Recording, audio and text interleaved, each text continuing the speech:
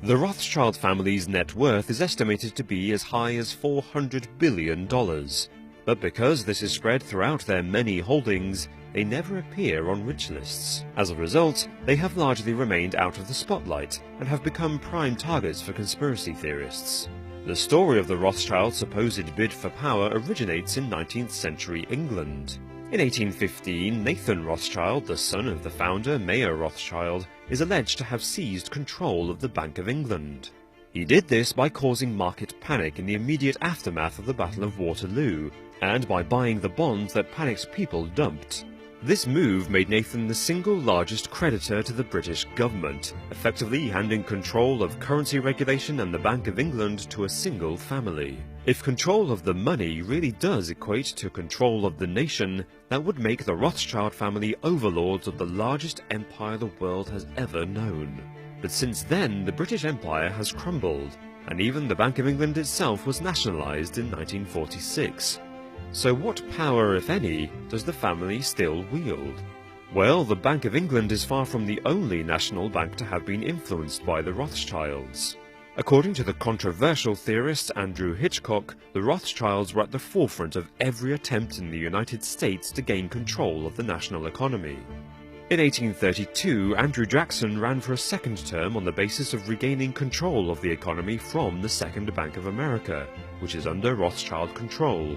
Upon his election victory, Jackson began to make good on his promise, removing state deposits from the Second Bank of America and refusing to renew its charter. What followed, according to Hitchcock, was a high-stakes game, with the Rothschilds causing a depression and ordering a failed assassination attempt on Jackson.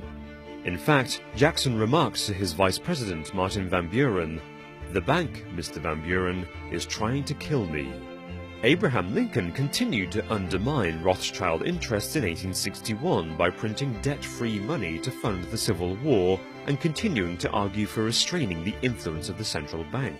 Andrew Hitchcock argues that in 1865 the family arranged for his successful assassination. Finally, in 1913, President Woodrow Wilson signed into being the Federal Reserve, a privately owned corporation responsible for handling one of the largest economies in the world.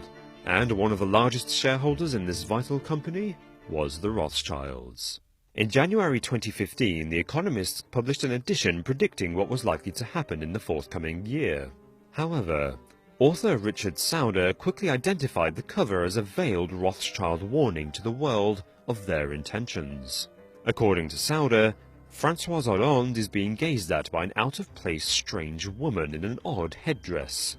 He says this is a threat by the Rothschilds against France. Merely a few days after it was published, on January the 7th, two brothers carried out an attack against the offices of satirical magazine Charlie Hebdo in Paris. Sauder says that the following issue of Charlie Hebdo was printed at premises owned by Liberation, a Parisian newspaper that had been bought out only a month prior by Edouard de Rothschild, who profited greatly from the 7 million print run. The implication is that the Rothschilds are willing to sacrifice innocence in the pursuit of money. But skeptics have long dismissed these theories as, at best, wild speculation, and at worst, rabid anti-Semitism. The Rothschild family spread themselves across Europe and America to develop their businesses, and as a consequence have incurred a great deal of attention. So perhaps it isn't surprising that theorists continue to accuse the secretive family of all kinds of machinations, with little evidence. All the same, their influence cannot be ignored.